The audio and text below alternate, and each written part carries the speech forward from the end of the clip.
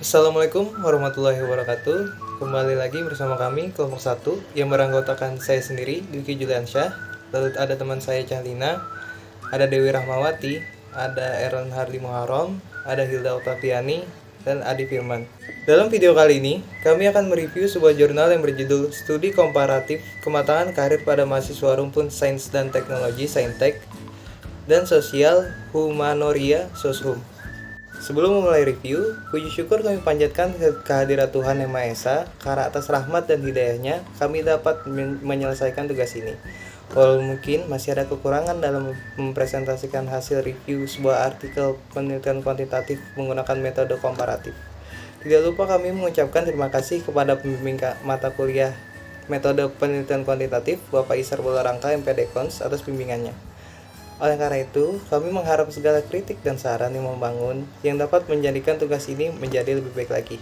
Semoga dengan kami mempresentasikan hasil review ini dapat bermanfaat dan memberikan motivasi bagi para yang melihatnya. Demikian kata pengantar dari kami. Jika ada kurang dan lebihnya, kami mohon maaf. Atas perhatiannya, kami ucapkan terima kasih. Baik, yang pertama menjelaskan adalah teman saya, Cahlina.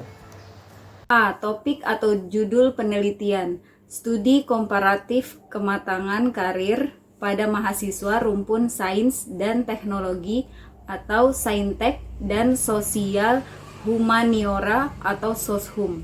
B. Artikel itu diterbitkan di mana? Jurnal Ilmu Pendidikan, Keguruan, dan Pembelajaran volume 4 nomor 2 Oktober 2020. C. Siapa yang meneliti di artikel itu? Ismeralda, Putri Hasyani, Anissa, Lestari Kadiono, dan Erna Susiati. Selanjutnya, Hilda Oktaviani. D. Jelaskan apa latar belakang utama dari artikel itu, yaitu pada mahasiswa tingkat akhir Unpad pun terdapat permasalahan di mana proses pengambilan keputusan karir akan dilakukan terkait karir apa yang akan mereka tempuh selulus dari kuliah. Berdasarkan data dari Badan Pusat Statistik, jumlah tingkat pengangguran terbuka per Februari 2019 berjumlah 6,82 juta orang. Dilihat dari tingkat pendidikannya, lulusan diploma dan universitas makin banyak yang tidak bekerja.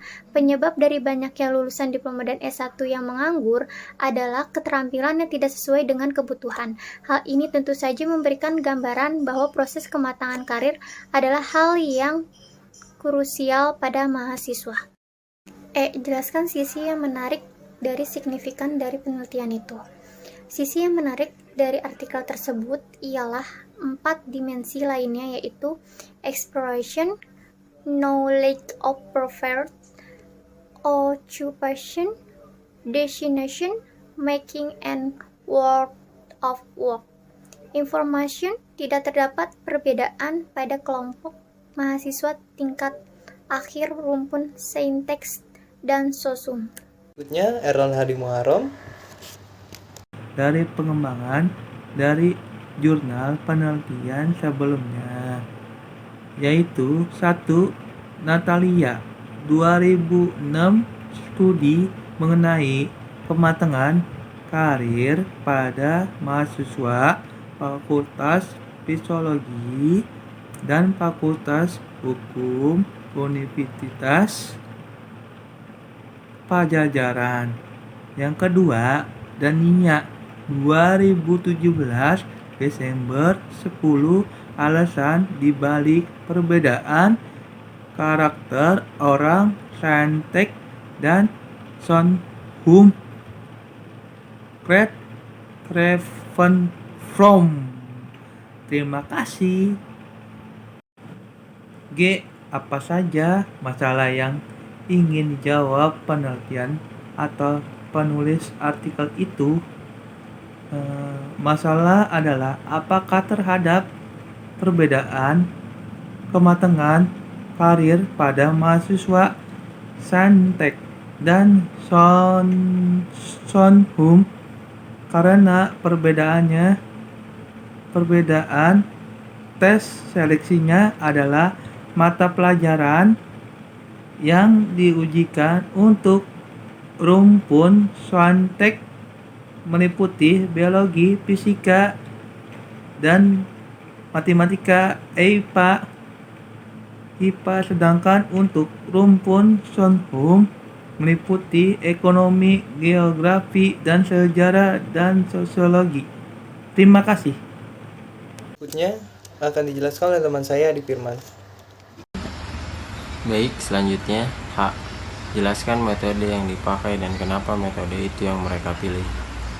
Metode yang digunakan dalam penelitian kuantitatif non-eksperimental dengan metode studi komparatif, karena dengan menggunakan uji Bedaman-Whitney, data berdistribusi tidak normal, dan independent sample test, data berdistribusi normal untuk dua kelompok. Apakah terdapat perbedaan kematangan karir pada mahasiswa Saintek dan Sosum? Kemudian yang I, bagaimana kalian menjelaskan penelitian yang peneliti atau penulis artikel itu? Desain penelitian ini menggunakan pendekatan penelitian komparatif. Selanjutnya ialah J. Apakah kesimpulan menjawab semua pertanyaan penelitian di dalam artikel itu? Iya, karena hasil penelitian membuktikan bahwa tidak terdapat perbedaan signifikan antara mahasiswa tingkat akhir rumput Saintek dan Sosum dan tidak menemukan perbedaan signifikan dalam kematangan karir secara umum berdasarkan demografi, yaitu usia, jenis kelamin, dan semester perkuliahan di kelompok mahasiswa tingkat akhir rumpun Saintek dan Sosum. Dan yang terakhir akan dijelaskan oleh teman saya Dewi Rahmawati. Kak, sebutkan masalah apa saja yang masih atau belum terselesaikan dari penelitian di artikel itu. Menurut saya, dari penelitian di artikel itu tidak ada yang belum diselesaikan, karena masalahnya sudah terbukti bahwa hasil mahasiswa tingkat akhir rumpun Saintek ataupun Sosum secara umum berada pada kategori sedana atau cukup matang. Hal ini berarti mahasiswa tingkat akhir rumpun Saintek dan Sosum belum sepenuhnya dapat membuat dan menentukan keputusan karir. L. Apa tawaran kalian untuk judul-judul penelitian baru yang ada kaitannya dengan variabel di artikel itu? Kenapa? Minimal 5 judul. Yang pertama adalah hubungan antara kecerdasan emosional dengan kematangan karir pada mahasiswa. Yang kedua, kematangan karir siswa ditinjau dari jenis sekolah. Yang ketiga, perbedaan kematangan pemilihan karir antara siswa dan siswi. Yang keempat, pengaruh kematangan emosi terhadap stres kerja pada karyawan frontliner PT Bank Swasta M di Jakarta Barat. Dan yang terakhir, yang kelima, hubungan antara dukungan sosial orang tua dengan kematangan karir siswa Muhammadiyah 1 Pekanbaru. Terima kasih telah menonton video ini. Jika ada kritik dan saran, silahkan tulis di kolom komentar. Demikian review dari kelompok kami. Kurang lebihnya kami mohon maaf. Akhir kata kami ucapkan Assalamualaikum warahmatullahi wabarakatuh.